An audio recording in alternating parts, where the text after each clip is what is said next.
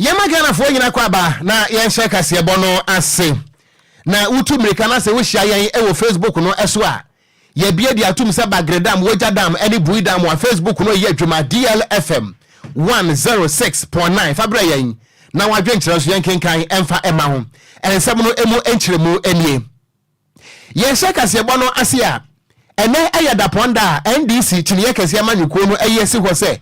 wo man Ghana afana babia no baby a NDC for ma ewo bia no wo mtinse montre so na wo munye choboi na ma anyi so yei na yenchede wo bia da ni nyina no ene se wo montime ntra se ema se biduadu mfrani mesikotia na wonje bode betem na ni nyina no ene se nansan ana electoral commission efa pen paper etwe Ghana fo nyina di titiru ne wo mo a wo manya finhia edunwotwe ekro na emrane ma wo mo kwan se wo mo betimi ato aba e de yi mampani ene mrase bedwafo no na wo bra wo mo twodi ni wiye no said the my Ghana amamra ayetintim na fi apem ahankro de okunu mienu ehye electoral commission no ehu behia se obi enkrata no muto ho na Ghana fo kokko hu omudi se ampa edi no amede ma electoral commission no sa na tie mi date of birth sa na tie baby e wo me sa na tie manim miti sa na tie na wabra wonom ebi exhibition exercise no to mo no ana beto odwan se ye wo Ghana fo de hye bi ho no mo a electoral commission atimi afakwati kwan a transfer wo mudin e de afiri baby a wo moto aba no akwa kopie baby a wo munum ti aba no sa no a de oboni kan sa disenfranchise no ahwe na Ghana fo be no so so mo kwakoto aba no a wo mbekọ no electoral commission beka se wo mudin eni enkrata nom enam so ema NDC amanyuko no demtrani a wote demdema NDC amanyuko no eye Johnson esiedu enkatia general mosquito wodi tuda ekire mu se NDC amanyuko no anamu a omuto nyina no ene se ade a woboni efene se forensic audit yemie electoral commission register ni nyina monto ho na Ghana fo mo a ekabi wom emra mehwem na yenye de yemi nyina fanya dwuma na ganya so yenye ntontwene montre so na forensic audit ya NDC fo frɛ ye no electoral commission aboye mfita duku ade alata samna afo moto mu a alata boy wo ma faga dwuma enam so ama Johnson se dun katia ade toda ekire mu se jai sayo wa nya sayo a jamane nka so jamane ka eyeye enu ntie ne eye September bosume de to so edu enso no NDC amaduko Ghana fana babia no wo montingo montre so na wonom enye demonstration event electoral commission every say nyankopon ya domu a akatu na bro na wo menye kwakoto aba se electoral commission ahentutu na moyi a anwe ya Ghana asumdwe kita no yensa entumi enka enintene enya samketo a empanisi akoko wo de hwe bekumaku NDC amaduko na tegu montre so a manta mako edunsia ni nyina mu no anya samketo a ayere sasura na se wupie mu ewo Upper West Regional NDC executives no enso de atoga akire mu se de national chairman e de atoga no se bi baby a wodwan gina ehwo na ne bagina ana se wotwi wi so ana we tato na eduan so bu a wona ne man ana ba fom nti wo mo so de ato eye Upper West Region NDC fo yinem se wo mo nti se mo antre so na wobra regional executives edema NDC amanyuko no wa Upper West wo mo so ede to party manim se wo mo nti wo mo antre so no adusua bra Facebook no so video ne de ye won se chapo mantam ni nyina mo ye the videos ebrawo na Upper West de ko so ho bi enie in the West Central constituency for instance a good number of registered voters numbering about 27 bearing valid EC voter ID cards could not find their names in the voters register. We also realized that some qualified voters have their names placed on the exceptional or multiple list. We equally realize that at some polling stations, the number of registered voters in the register provided to the NDC are either less or more than what is contained in the provisional voters register. Total number of registrants in the EC provisional voters register indicated 30,856 registered voters, while the data given to the NDC had 29,475 total registered voters. Eni ayeti ye NDC amanyoko a wonom ewo Upper West Region ana mpanifo de atu datirem se muntingo montre so na monkoye o yakire enti electoral commission eno achi yesane ba fom ebegire mu asante mantam na honso de yakoso ne bi eni emumi enti sane a regional executives no so ede to party ne manim se wo muntingo streetim eno so munsem ne. We are not asking for too much. We are only asking that Jane Mensa, Bosman Asari and the Electoral Commission do the right thing, do the needful, and make sure we ensure a credible process moving into the 2024 general elections. You would recall that we've held series of limited registrations after the 2020 mass voter registration. We also held a district level elections using the 2023 voters register. So we were not expecting to find these errors on the register after we did the May 2024 and the mop-up registration. The Electoral Commission duly served the National Democratic Congress with the provisional register. So it was our anticipation that same register will be used by the Commission during the exhibition. To our surprise, we realized that the EC presented to us a different register that was totally not used for the voter exhibition. So we were given a register and they were using a different register in conducting the voter exhibition exercise. Brofo amuti yenso eyeni ekoso wa Asante Mantemo. Na oba ye Facebook no eso a we no eye videos and pictures of Inogan. De ohwehwe. Na we wani so a enye yie kura enipa ne doso. Na we no ubehwese ne yewura Johnson na se edun ketia. Wo taka ho anatire so wode hia nko a akwadwane ampa. Na enya asam ketua wo. Wo mantam ne nyina mu akire se na yonkwo voter region ehon mo so de ekoso ho enie. The G-Mensa led and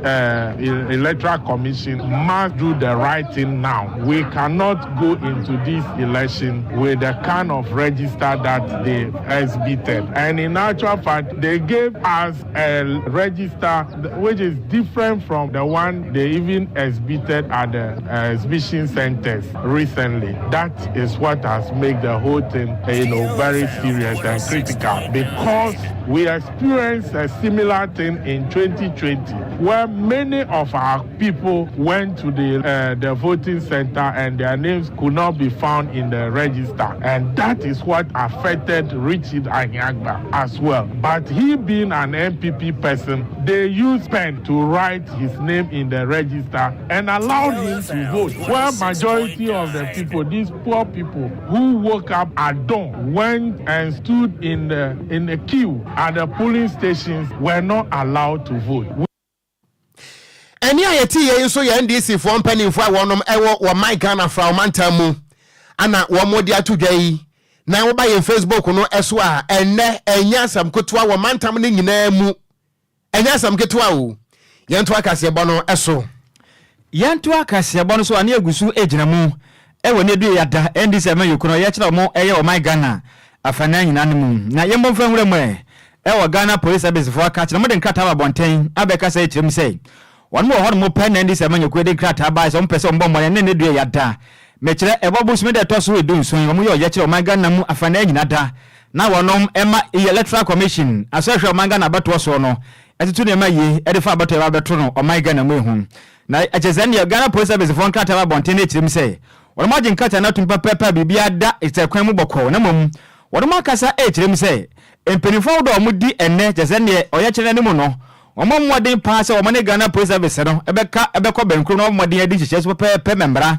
atimi ayi adwuma efa chezani mensiri anasa mantema hodo makomako edusia ewo omanga na nyira da mu na yisifo eba mane chirem say omanga na mamra no cheze ewo mpefe se ne ukopie wa section 3 of the Public Air Order Act na 1994 Act Air 491 na chirem pefe se organizers and I say ku bia modern say mo pese mo yo kire no enhye ni nyina say mo modern say o ye kire no mo ya ade bia da besai and I say befa mo nsa so mana kwato chema no embla ne che pefe say modern say sa ne ma no wo bepa ne puma sibre ne senti ena ye kire na ndi say manyoku mo modern say organizers no eni mna so mamra no enko pepe say be ya enko for how bia da emfa emman the to so mienu so kire mi say enipa hudo be so mba ho modern na nne o mo do mo hye o ye kire mu no so omomone se mra biada efa cheze na oye kire no hono mbedi super pepe meja asumdwe etimi ede hene efa cheze na oye kire wonom eye no afiri se emra ni kirem se fa wonsa so ma ehyen bi esen anase obeya ho ageman tinti trinti se wo de waka na waka nti wonti ase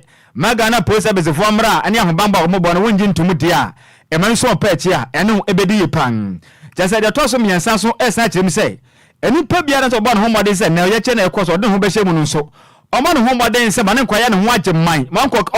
onko se zane confusing enko fa ne de so da bia mfa manyo ze enko ye traffic exam de o mempere me de meka besi kwan o ye kire we de me makwa mane nko ye da o tirem say organizers ne hwe masa nhye hye nya adwuma efiri say wa wonnim na ba sore ti o ye kire no ma emra hodo efata ho no wo ma nya adwuma no so emra ne no bedi pan na Ghana Police Service for e de atudwa say organizers o mo de o ye kire no mo moden say ne emra hodo bia da efo ye kire mo no nya adwuma no mo moden enta je ne Ghana Police Service na chi na emra na nya adwuma pa efiri say o mo hwe ne ye na o ye kire o mo yen basa basa bi todwa masa ne obi fa so kohwere ne nkwa na so obi kopira pe organizers o mo da o ye kire no emra ene o bedi pan na nkata ba bonten no openi pa na sa mame an nsa secretary yasen Assistant Commissioner of Police, Director Public Affairs, Grace and Sakrofi, online secretary yasen mo ka say we ye pen o se ne sentrofo mo bi kanti se be ye betimi abona Ghana fo nyina beti beninti montwi we enfam gan homa so na Ghana fo nyina ente menene bi Grace and Sakrofi ejemre ene sentrofo din komo e mo kire mu ne. We wish to inform all Ghanaians, the general public, that adequate measures have been put in place to ensure security for the planned demonstration by the National Democratic Congress, which is scheduled for 17th September 2024 in all regional capitals across the country. As part of preparations for the demonstration, the Ghana Police Service has extensively engaged the leadership of the NDC and the Electoral Commission. The agreed routes for the demonstrations in all the 16 regional capitals have been duly conveyed to the organizers, and it is captured in an attached document which we have titled as Annex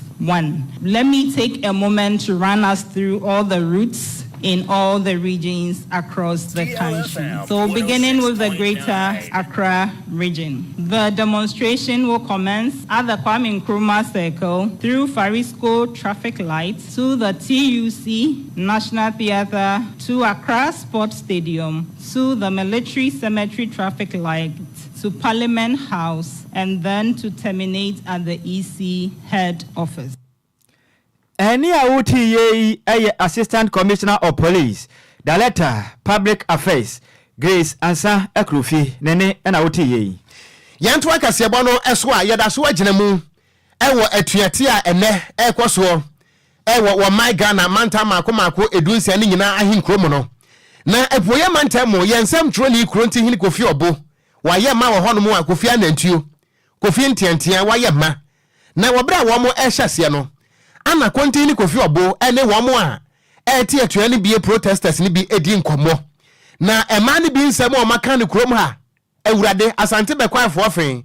eche kuroi wo se eche paw mumye ntie nsem a epoe mantamu wo mo de atuda awofa sese wo kira ba enu ntina mayede maba enu ntina maba sese ya bre ya kunu mu bre ya ma bre fride ka shanye papa bre ya shenko asomase MPP farmer ya bre papa brother me coming out of here ya wo sisi ya Ghana ha ya wo sisi ya Ghana ha etwa NDC ba na ya hu toya ayesu ayesa bre kenya bre use your person mu ya faso afie mani mu ya faso sa kro no bono mo boy ya no afie ye twam ya ji ya my Ghana ya bre MPP for akro Ghana ya bre nti afie mo ye mo mu mebu ye kom enfaso bi ama to ma na kasa ti afie de ye sam ye ba yi o ma fi o aso ba jani akọ wurom obekọ afie de obekọ ejeni ko makakra edens na ma nda na be so ukete plaka se mo hone ene de eni breda nya yisi ni ye no ye ni nji ho obe transfer amount for vote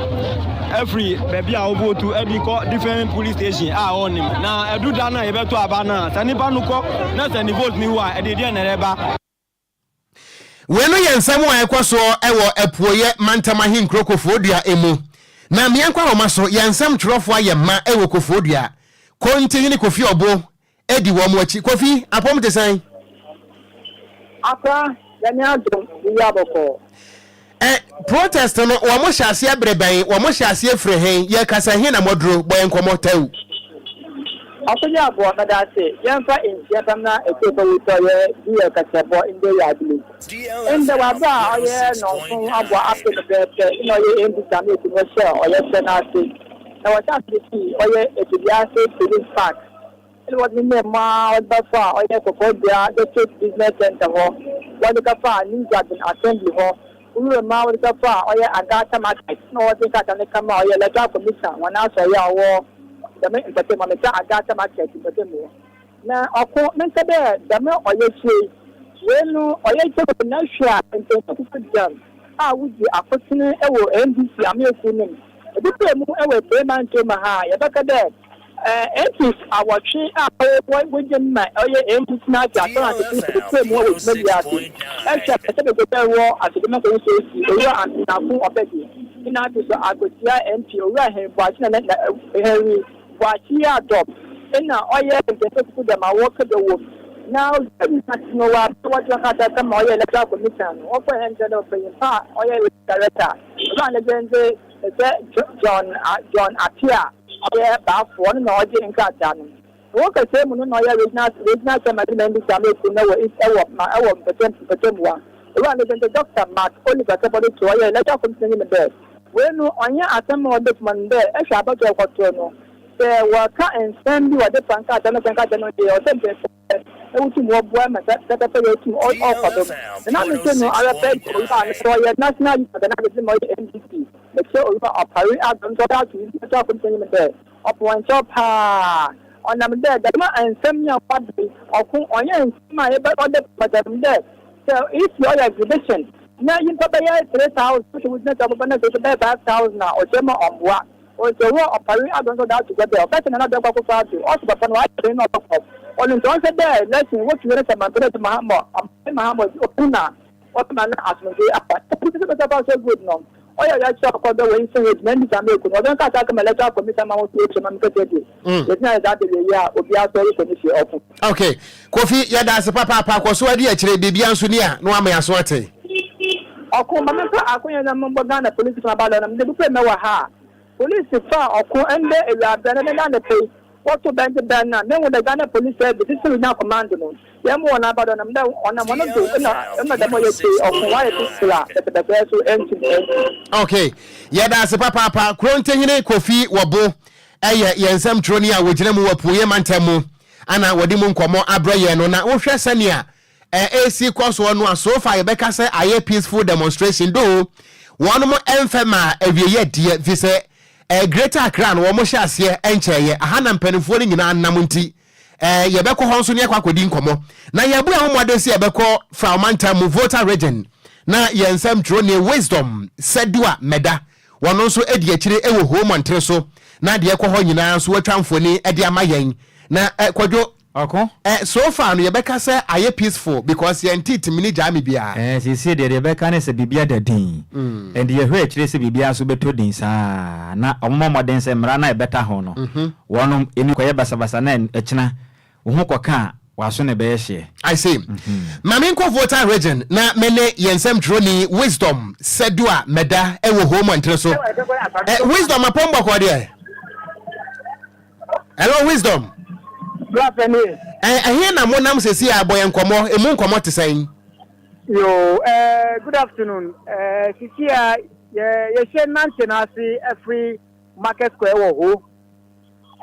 ye fem sa sisi a de bibia bewie ewo DLFM 106.9 ewo regional isi office ewo voter region enti voter region de ne kasa mo de abawie nya sa na te but so far so good no yente say bia basa ye bi ko so voter region bambofo ayo modwuma kama sa pepe me de be bom abaso okay mu de high kata de yes entre for no mo amai kwa ya run sara akọ sena petition ni eko sena mo di ma isi director no yentimi akapta o but etre mo be my kwa se be but we be do it no mo wie bibia I see. Any wisdom yada say some man boys we try me pew e dia mayen every voter region dia kire dia besi e bia nso ye beje why Matthew Sabbath meda say papa wisdom sedu ameda enso amane bo enie na ye bekọ bunu East Mantam no tachiman e ho nso ana waja Clement ye friend maximum wono nso ejine mu e wo ho enti Kwadwo na utufu bi okodia meka ne say we no oyo ye kira okwa kire wa adwen ene ne bia opese mpanifo edigu akwam de ma wodi mancheshia hodo ebeta ho na Ghana Police Service for the Rabonten no enye adwuma If you say Kubum and a sonamra, is so patchy. Ye bury demonstration where penny for the Becovino. Untimi ko penny be a fear can't be say be away from Musunti and they are 20 one Ghana cities will be any Eduma. Mama dance obedience of Pepena and Brana Batahono. And here you manasum jaya wano young crasso pa. So ususu say near Womudin Cowboy and Comosa the any peaceful no a soundy peaceful and for now they are concerned about can be the dean. You see the Nada Yatese Basabasaibi Akoso Mantama who don't mubia and the bompire says the Asha see no and Conas Pesebe a bit me a buana as Mudia or Mangan and I pay. Yensa ebetimi asosoko no ho pa bone nyina yebo. Yes, ade ba ko ne say demonstration is allowed. Sanity. Ghana yemra na makwan say bibi course na won tiase a as a citizen no. Yeah. You have the right to demonstrate. So what da wa ye die edi. Na empanifo hu de hyewbo. That's right. Na mom in the presence of demonstration no. Yeah.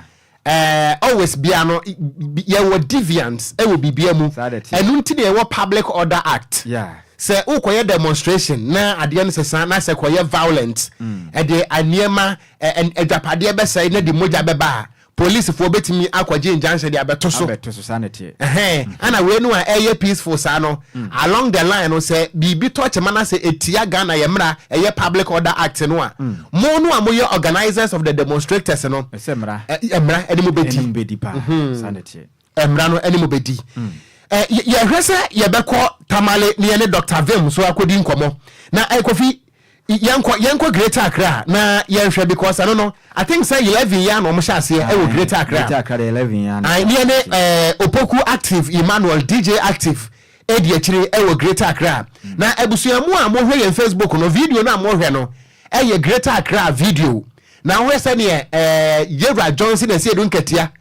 efifra tenua Manchester ne space ni nyina mu afo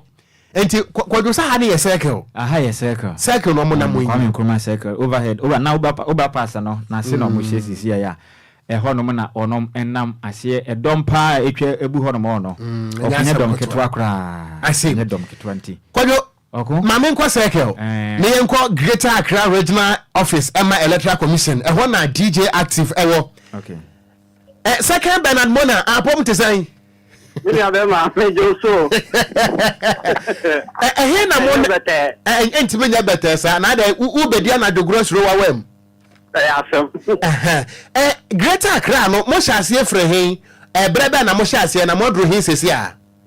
Sesi a me ne o kasa ide ya do ministries na ebo be se nondu ana NDC amayofu no members ni nyina etini ebo ehia mu o Bradford enti su main road na be father baraka ebe pie mu city campus asamre me no ya wure ma ya bedu ministry sa omugu so a omo eba enye atem kuma na obe pie mu anu ma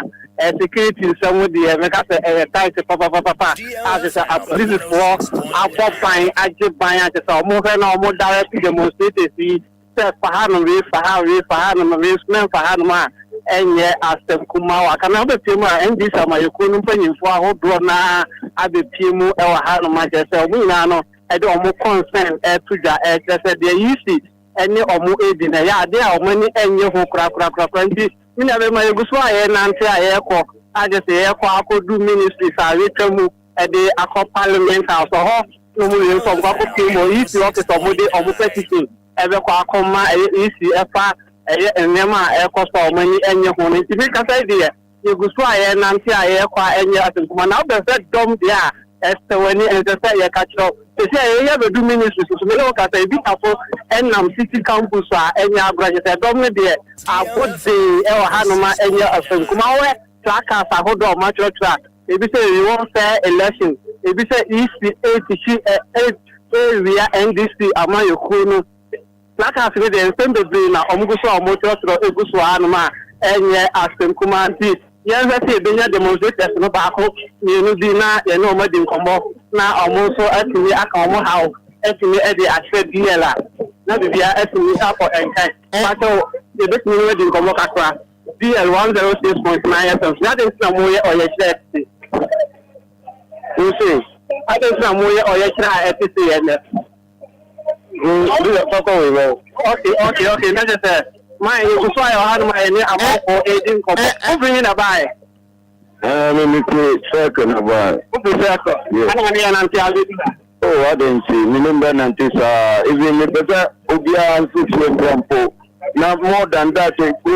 organ of young and Tintina and Adu Pona Baketi City and Nampo. Now, yes, I saw the demonstration point. Obiam, Mamma Mufatikamba, Mamma Patumba, Obiambra. And better prominent and another said the oil and pay easy the oil and pay to sign a table, another umbra from Antana easy. You can ask them. We had demonstration here. If you got a Mumbrana, Muno Mumetna, Namon Cannibal Community, and I'm going to Moya or Yachilia, Copias, then I'm going to young cannibal, and appointed MPP. So member, and as more, even more, minimum would have a massive meaning, presently about no time to me, present in Zambia, and the opportunity said. Easy, in our life. Also, Hamino and Kwasna, and you read the any service I would mean after my dear 106.9. But all the process, but you have run a show, Manco. Okay, free in a line, but don't block bullshit. Okay, also, watch also peace council. Be on the side of justice and transparency. I didn't know what you're back at. Yes, there was a man, Obia bread, don't have bread, or cut a whole bread, but I don't put my own bread. Dia bro ko mi ko ri dia won enquire my kwa the dia boy ni because ni ko this o man na se so then I say o man no e ba da e ho e kuma ba ta yem say e ho o man papa o ba man bu president papa baba no ba ta boy kan ka do di ka ba sha nta o ma ajma ba ko ajma ba ko mo e ba tla ye e be so e ho di ba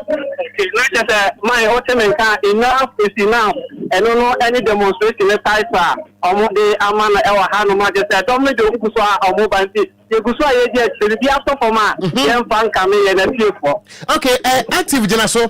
hwe ye videos no ye kita wa hanu a ye hu ne said national chairman of the NDC Johnson Esiedu Nketia and after no member of parliament for Adwumaku Enya na CM our minority leader honorable Dr. Kesela Tofosen any other key personalities be a woman na lead ya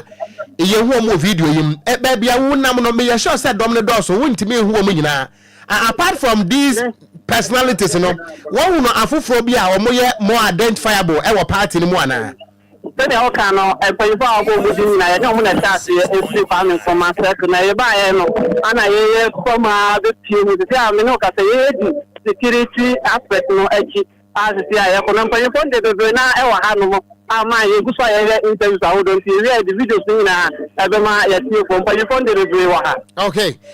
more active cause we dey akire anwuma de be se bia nso ye be bo no po wonti ase me da senti abusia yensem troni opoku active Emmanuel DJ active ana wade enkomo yi abano na Kwadwo okon ye wia nisa yeguswa demonstration ni ko mu ani yebua sanity on say o hwe other regions na ye be ka say so far no mu nyina awie a obia ekwo ni baby ofi baaye but greater Accra no ahana party mpanimfo na kukudam ni nyina wo nti akwai te say we mu no akwai te say empanimfo nti no mu nyina mo nhase na pani dware wi ane nsu asa pepe na me hu say o ma hye no because na metie one of the personalities I think say Edu Nketia na o ka say greater Accra regional office of the East no I know what to say crime scene enti wotim say attention ni nyina no e wo greater Accra na ono mu nyina eni ehwe but ye bon pa say enya asumdue se ne yehu ne ya na before during after elections no so bibia nso enya asumdue Kwadwo okoyampa bo nyina no se mpanifo no se the medical kan no wono mu ni mra na so omudi mra na so a bibia beto din ombe pon no ekire be din neja obi ahun kaka adwa mu ekina yen kwate se na NDC fo no ko ye kire na nu akire na bi ya pa bi asum ne bi hwinatu ene empese bete ho asem kra okay ye to aso Okogyeabour kasebo no so ane yemfiri NDC wonu mo ye kira wonu mo ye nedue emu a ne ye de ne ye kire bu na se ye beto dwa se ne o my Ghana galam sensensem aye nsem pii abeye pii so o my Ghana mu a enya sem kuma ene ofo o my Ghana man tema hodo ne mensina hodo ne nyina mu ye be fa biara no galam sei ene ede hine e wo mebunu abrabom na je send your private newspapers and online news publishers association of Ghana won sa bonten abakase kire mi sei sabe emperifo kasa eka asemi se na je se mfafo nyina gira sra na se wanji na se wo de o mawura na wunti onom entimi ntenase e wo mra o manga na mu enyumeku ahodo nyina eka sa na o de o betenase o de o nsa ahye o de fru o de munfa munti wata bonte abega se kirem se ha adwinye pass o betena o manga na mu ne yankasa yedi ye ho abro na o manga na nsase atwa ye ho ahia akwaya nanom epere to hode ma ye na afinso ensu ahodo da ho na mu etumi bo o manga na ho ban meja ye nya bi ensu petume no no emebu na ba o manga na mu epma o moden afamra de o sho mu nsem na wonom etu efumagudi ekoti kwan so na mo se o manga na ensu ne akwaya etwa ye ho ahia nyinan na president the Majizanie Private Newspapers and Online News Publishers Association of Ghana Primpack eye ekuno na den the Mr. Andrew Atam wakasa kirem se eye ne ya pass o manya betena se ne ade ya mara hye yensem ne yankase ye di ye ho abura tesa ne send wakasa ade atuna dwumako na nim se free neko enimpa biara ne nsa ehye gadam se etu ase no momaden se sa nipa no womba twetwe ne hu se de ba ko wakrata ma Ghana ade hye nyina hu se nipa no ne din ene na nim ko tua wisi a o hye te se ne ekoti kwan bi ebo my Ghana brabone etesa wasasa kirem se mase bedwafo mo de ntenase na mfa se pafa welcome na ntimi mo amaisi a meke se my Ghana etese ne galam se ya etu etese my Ghana mu a eha ye no yentini entu ase me openi ne den de eye Mr. Andrew Ata ajimane samtrafo di nkomo no emu kirem nie. In order for this agenda to succeed, it is crucial that our members resist any form of influences, whether monetary or otherwise, that could compromise our efforts, as accepting such inducements would undermine our contribution to the fight against galamsey and the collective effort to protect our environment. We also call on Parliament to demonstrate leadership in this fight, as exemplified by the Asantehene Otumfuose Tutu II, and to act without partisanship, considering only the long-term welfare of the nation. The leadership of Primpack believes that with unity and focus, Ghana can win this fight against galamsey. Any hawoti ye aya president at the Private Newspapers and Online News Publishers Association of Ghana. Neden at the Mr. Andrew Ata nene ena hawoti ye. Yentu akase bwa no so ana ye body awramu ewo NPP wo so no kese amanyoko no emu na Frank Ekurani eye Dr. Alhaji Mahmoud Baumia wode le ntoba kwa kopiem ewo amasaman ene ne mpotem na wo bra wodile simpie ni apaso wo kasa ewo insakena ana wo kire mu se kanema mpani John Dramani Mahama epese wo hye Ghana fo nyina kutupa na wo mukasa etia aban se ne be ya aban a wotisuei ne ho be ya Ghana fo nyina ehin na se Ghana fo nyina ebeka ya na nsan ana kanema mpani John Dramani Mahama wodile simpie ni apaso di tuda na wo kire mu se amemwo kankan a ekosoi asofo akoma no atum imam fo nkasa ehemfo ayedin civil society organizations so enkasa na mpono sanka ye wono NDC ze branom teso no a ankasa ekuo we nyina bekasa artiste montre so nanso mampani ekufu ado ene Dr. Mahmoud Baumia ese Ghana nanso no sampani fo we nyina nya won se wo mo ekasa na no ana Dr. Mahmoud Baumia echirim se sansemu a yewura Mahama aka no asa wo hye Ghana fo nyina kutupa ama ban no ho ana ye hin moma yentie sene yewura Mahama waka ne nsem no na yentie anu ye a Dr. Baumia so ade atodwa ye nyina ye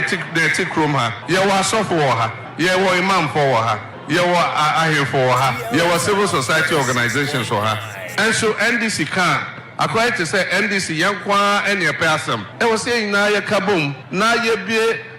ye maya no ko ba ko ne ka kire of aban say Adiam would this man would di Ghana for no and men so say Mubeko. And so Ube who say Yabeko or Hinibiho or say oh Yabo Abaso, Ejima Power Yano, and at the end Yakwa Soria, near Manakoto, oh yes, Rao, Ubedin Kudim, why are the path? Ezu, or Combosum Ha, near Sheshe, and Sa Egua Bosom no so, Ekasa, why are there Yabosom nobody wechi, now Edin Kudimbium. I buy 4 way Ubedin Kudimbium. 7. Eni ayeti ye aye kanema mpane John Dramani Mahama na anu ye a Dr. Mahmoud Baumia edi atudwa ne se sansem we no wo hye Ghana fo kutupa ama wo masode ati aban choboy onyina munim se abaya ye kotui eye mini o mampenyi dada ena ye pri se ye betena akoni ayiso enye sa na se campaign ikono me say webe hu say sa campaign obelusu poto enti didi kakra na ni buefu na te se ene wako didi osofo ontem we didi ahimfo ontem we didi imams ontem we didi CSOs for ontem o se omunyina omuye hypocrite what we be that saka say na omampenyi dada simikasa se ahimfo imams osofo CSOs omuye hypocrite. Anyway, no, I am Mampani Abedi, Dr. Alhaji Mahmoud Baumia, Anna Wakasai. Na me enko Facebook, no to the Enquire Ghana for Adwumpo no Ebia. Na me ambe wafa Elder Charles Kofi Dubey, was so near Bushafo in BMU a enya asam kotoa ana was what your sister Abena ene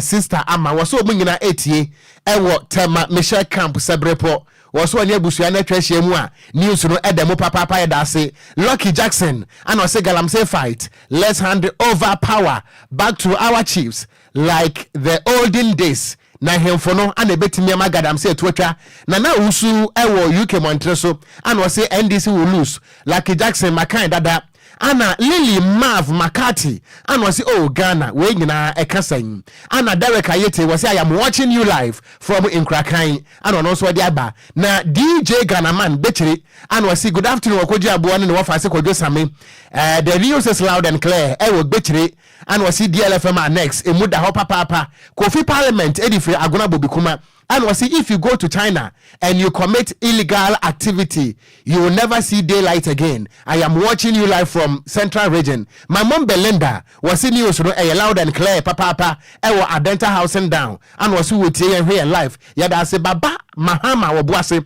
And was if John Mahama thinks he is a leader, he should be ready to debate Dr. Mahmoud Baumia, Piaga Achimota. Achimasafo and was say unnecessary demonstration yo yada say ana keke di frika so anwade aba ebusua yanyina weso na yenje aboafo enkrato na yeba sesi a yeba apake atena se na go pramaso nsem so yede atoa moso mo afidie na ha yeba sesi a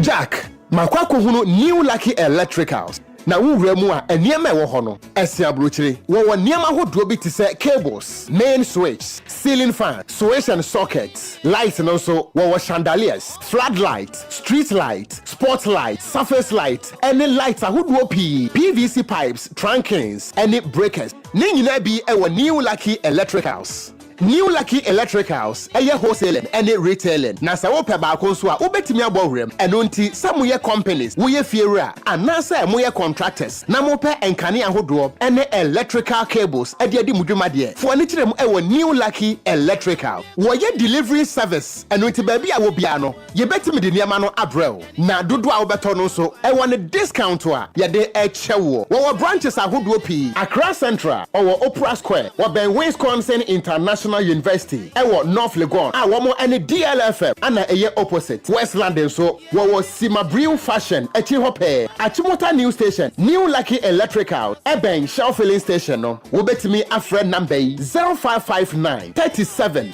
17 63 esaya WhatsApp anase 0244 21 25 01 wo betimi so asa afre wo mo ewo 0245 02 46 29 New Lucky Electricals. We add value to your homes. It's official. DLFM 106.9. Right. In the way, and Samoa and Samoa Kwabam from Radio 106.9 FM Casafidio Sumredo. Say in the way, Sinkunya, na a good young Sama Yabuano, our Casebo Suyadebasmon. Ghana Gudiamun Samoa and Phone close to the account near the Tiesa Wote, near the Casa account and a Facebook phone so near the Shesa Mosheno and Yabuano Busia, yet de Ebabesmo, Mia Media Gudiamun Samana de Banon, a dear Majessono, a young Swano de Share. Upper KGH the Blessed King ebusuan tentam so a yensha gudi mun samana sem fama yensha sem amfam fifie Ghana yendem na o Ghana mrantie si akan ewa manone no endra urem ewa Spanish La Liga no ewa ma yefen Spain one game etoja bobo kwa yefen Rayo Vallecano omutna fie echi Osasuna ebo meka pole miensa emo mutimu bako na on the day Black Stars of Ghana defender yefen Abdul Mumin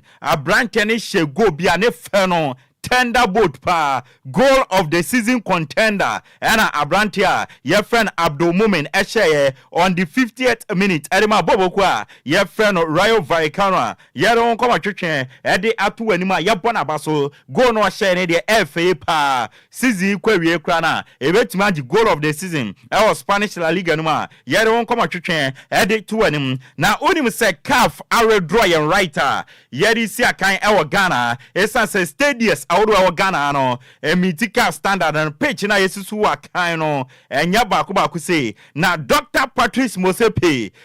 CAF president Ochema osi bibia enhye na bufuo etise countries a ene no because of omunyo nyama yenti no yaba be yi games ede afi omumemo ede akwa aman fufuro mu akwa kobo a Ghana kan osi wo hwe aman ene bra omaba na nkensi sade etumi esi enti CAF a blast sa countries na ene omunyo nyama yenti no ye yi home games no ede afi omukrom ede akoba bi fufura Ghana kan wa yede san koma twetwe no ede atu anim na wasansen semi amono ena National Sports Authority nanopea omode ababetudwa se Accra Sports Stadium eni Cape Coast Sports Stadium no ome krosuna omobabe maintenance wasane be ya ebetumi emiti standard no na yetumi ede abo games ewo yemfia yede wonkoma twetwe ede atu anim na yefinsem fufroma yempiemu ewo Black Stars of Ghana coach a yefen Otu Ado na kache na Ghana Premier League games no was started Oshebi danwa da wo University of Ghana Stadium no oko ekwohwe Legon Cities ene mediama embra mediama ebo Legon Cities ekaba komentmente na after the game no enansentwefo ene Otu Ado etwetwe nkomo ene yebisanse game no obehwe no ohun ni sen na wan kra na fi osuso obeji league no ene ose per matches a wahwe ene on the day no mediama performance obehwe no ohun say asa animanim ha de mediama ene Samates ene ye favorite na ono de on kan bebre nia otoa so aka ne say otwen so benya more matches ahwe na wahwe has ahwe kotoko matches na other teams no wahwe matches and san obetime declare say we ene beji league no emphatically na mom say sia de games wahwe no obeka say animanim ha de bobo ko friend mediama ene Samates ene stand as a favorite se ombeja fi league no edi esi omananso yere wonkoma twetwe edi atu anim Heart of Folk akache ana yedi yani kire na say enyama nkoye emfama omo first two games in the Ghana Premier League no omo lusu against Basketball Stars omo lusu against Bobokwa ye friend Heart of Lions omo lusu na Dr. Nyawo Tamakro board member edi mabobokwa ye friend Heart of Folk osi ono de onya worried kra about the current former Heart of Folk ewo no na kacha supporters ni nyina ne se omunya abotre team and omo build team so obuild ya take time enti supporters no munya abotre na monko so antai team na chi na owogidie se team no ebe safa ne ntoma pa ede fra we ni nsama Dr. Nyawo Tamakro ode atudwa yede asomo ewo kasebo so enewie ye fi ha sakachi a yamfo ye ni nchemu ewo Kumasi Asante Kotoko boboko no akache na onim so mato baba Yara Sports Stadium se omo be renovations ni ade eno ye National Sports Authority entimino ka say Kumasi Asante Kotoko akonfirm say home games no mbebo no omo de ko Obuasi Lenkle Sports Stadium na omo kwakobo na kwasia de di enim no omo ne Young Apostles game no eho eno omo bebo no 3 p.m. ena sa game no ebeba so a yede won sam area to anim na sa game no ena Asante Kotoko echema gate fee ombeje no popular stand no 20 Ghana cedi ena VIP no ombeji 50 Ghana cedis a yere won koma twetwe ede ama na Joseph Asaribedi akon coach ede ma Young Apostles nyame ya no makwasiada one Asante Kotoko ene ebo ewo Boase Lenkle Sports Stadium na according to coach friend Joseph Asaribedi akono osese obo has ewo Accra Sports Stadium na obo Kotoko ewo Baba Yara Sports Stadium a enye den se omayi two teams no mo venue ede akoba bi foforo se one omkobo no aya na eden pa na mom ni nyina mu no o de to nchen a nyame ya do makwasiada omo be Kotoko a tough run for their money yedon koma twetwe ede atowanim na Bosa Kapo coach ede ma Mediama Sporting Club o si ya sore ya yesi Kumasi Sports Stadium Accra Sports Stadium and Cape Coast Sports Stadium enenye na pewani kwhwe Legon Sports Stadium no o si enokra na yesi ni nanse a yegegegege so no o si condition ya wom no very very very bad enti pitches e Ghana nyina no enye ese ye bibi faun na ye improve pitches a e Ghana we ni nsema na Bosa Kapo Mediama Sporting Club coach ede atudwa ede afa pitches yesi so akan e Ghana yere wonsam ede atoanim Ghana Premier League match day 2 no and draw any other one game at the peso menoka say aka 2 game outstanding and no that bia na yebe ye fiwo esansen swatema any samantes ebo Africa na match day 2 no so far no matches na ebo no players are eje man of the match say that here Lagos Cities any media man no Abrante friend Michael Enu media man player NNJ man of the match no Brekum Chelsea any Career United Mezake Free Brekum Chelsea player NNJ man of the match no Young Apostles any Nation Chelsea Muntala Sule Young Apostles player NNJ man of the match no Bechem United any Adriana Football Club man of the match no Eko Edema Azaya Nyakon of Bechem United and a Basekoli Stars any DSS no Eko Edema Yimano Kwame of Basekoli Stars Heart of Lions any Heart of Folk no man of the match Eko Edema Ishmael Ado of Heart of Lions and Endra Accra Lions any Vision FC no man of the match no Eko McKinsley Apia of Vision FC yede ewonsam ede atoanim na ende so far no top 5 clean sheet goalkeepers so far o make clean sheet o mbade bone wasro no Dari Aziz Haruna ewo Bechem United 2 clean sheet and we keep into that means on conceded goal so far Apia Kubi ewo Mediama on 2 clean sheet that means on conceded goal Kofi Mensah o Nations FC goalkeeper on conceded goal Abdul Wahab Abubakari ewo Basekoli Stars on conceded goal and Obin Seche Gregory ewo Brekum Chelsea so far no ono so en conceded goal top scorers no Prince Cheneboa ewo Basketball Stars 1 goal and a washe Mezak Free Brekum Chelsea 1 goal Ishmael Ado Heart of Lions 1 goal Gideon Anaba ewo Gold Stars 1 goal and a 1 goal for no Edros Bebria yade wonsam ede atoanim yamfa fie ni senior money too ewo amanane endra league na ekoso ewo Europe no top 5 no matches ever so na La Liga no no Rayo Vallecano 3 Osasuna 1 Uram ewo Italy Italian Siena Parma 2 Udinese 3 and na Italian Siena no Lazio 2 Hellas Verona 1 and that one game ebetoja ewo Spanish La Liga no eno 5 p.m. Real Mallorca omone Real Sociedad and Edebabwania yede wonsam ede atoanim na wo England no EFL Cup no round 3 games no ende ebibetoja 6:30 Stoke City and Fleetwood Town and Ebebo 6:45 Blackpool and Sheffield Wednesday 6:45 Brentford and Luton Orient and Ebebo and 6:45 no Everton and Southampton Bebo 6:45 na Preston North End and Fulham and Queen's Park Rangers and so and Crystal Palace Bebo 6:45 about 7 p.m. Manchester United and Barnsley at the Ebebonia and one no UEFA Champions League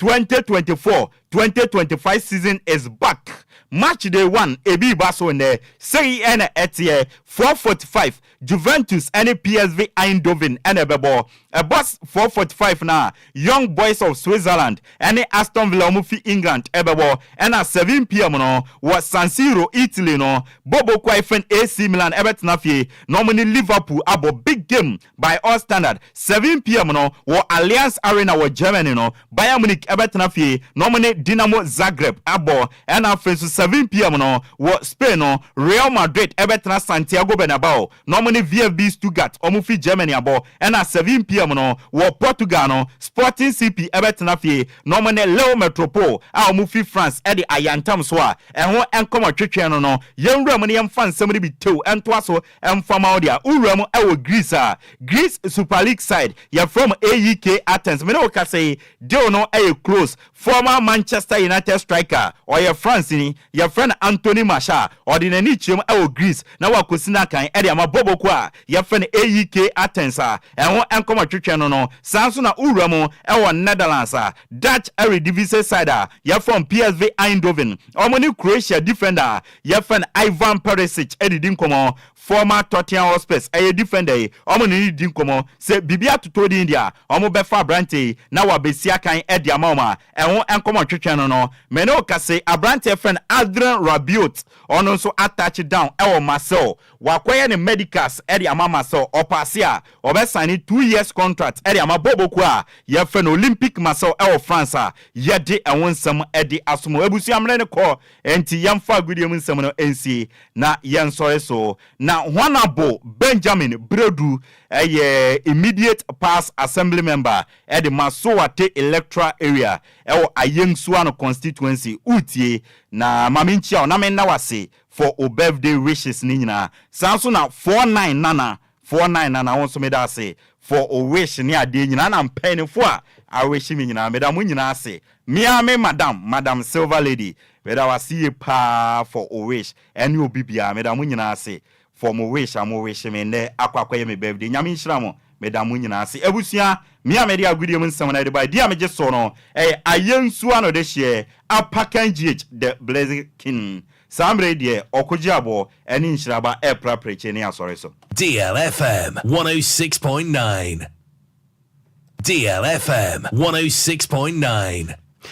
Yes, anyina so na yema yetiefo akwaba na yenyina we so na kasebo no. Yemfa ni nyina emra na wieye na mame enkwa na mente message we emfiri ho. Na Brapani Charles Mante anose news no loud and clear US Montene eso na nasemba ko obeka de Ghana fo nyina no ene say a hungry man is always an angry man. The NDC must work hard to win the election and not to resort to violence. The evil that men do lives after them.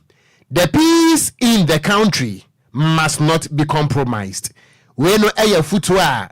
Brapani Charles Mante what the every US Montreal so aba to Ghana for nyina for say ade no say wu bi da na say bi ni ho na wo mo a ehunu wo ko da no de wo betu no hofo won kwaye basabasa do obeka de a kire Ghana for nyina no ene say wo bia wo kwan ofa so eye ne nioma na emom say ye de Ghana somdue ebetwitwi fom de enkwa chiri efri say Ghana somdue ne boden esini sika kokko na democracy no so eyade a amani bi enebere eno nti Ghana yankura ya huye going into the elections 2024 obanyansafo empanisi ebunibe yenka nasem yewura nyame wonsira ho se odi afutu yi ama Ghana fo yeda ase papa ebusua kase ebo no yebegina we so na yede asi akenkanfo ayenam yeyemienu edi ameje so eye gangster cat ya meeting kura Okogyeabour Ocran mene Nhyiraba Kwadwo Sammy be okwan san ye beko no mesre wada apakanji sede wadi kan ne na wodanti DLFM na tiefo na adwumayefo ni na de ka ne se twede ampon yankopon onfa ye bra apakan onfa nisi apakan no so no mpegya ne nkyere wiase amanse nyina na ade biara wasre no yankopon fama na fi we nso mo no homoden se obeware every say wohwe niam ahodo apakan de dimu na politin bag na ya dos nti mesre ne papa so mo no homoden se afi we die entwamu no mehu so awade se be ya oba adwuma no na jabo yikura na yenso ye ba yatimanya biade nti we apakan twede ampon yankopon ompegya no nhyirawo na onye okese pan nti babia wo bia na wagem so se amen akoma no ato to funewe metu awie okay sorry kwai no what to funewe out o we dey Okay. Ayo. Enti Kofi tell ade ko Facebook no so na ye sori so anana adwo ase okay. Enso ene mpamfo be sem konwa na ene Tuesday meboa. Na Tuesday. Okay, so Tuesday's edition of DL Hour. Na wa manasi hwa na wa biem ku ha afisa na adwo eba. Na efiada de eyedan nkai dum no. Many one more na be yan kaidum no frisa me ankasa me cousin da fo mu Kwadwo enye ize sa o sentina ya kaso yankopon ya dum efie de anim no sa esu abekosi ofie ne nya de ho begim yentumi ntenase enye nhwe han ma wono nko enti ne su no ebize ade atoye ne enti yegyina bebom ne yaye nti ye betua wono so ka me no mi no be fa sa Friday program na kaidum no be fa ho ka. That's right. Be sponsor wono ade bi o mbe hia mo ne be boa ma bibi akoso program no mo mi be fa ho ka na na adwo ha no amane wura mfisa me ya santini ye no eyi no emfa ye ho kura no ayesu giska sana na adwo no ka ho ba wonim de ye kan. That's right, wonim enti ade no edamena ho pe ye fra no Kofi Ima no Duben na young boy meka say we engineering just we na dwuma na ba mo wo de enkokurafo gu krom ha say wo mai wantimi amfo bi abrante sei yawo wo yi wo de am say minya ko to amesi no papa say be ya obenya ba bia obesi no ho na asem na hambo ko e betre madi na asem enu ni asem no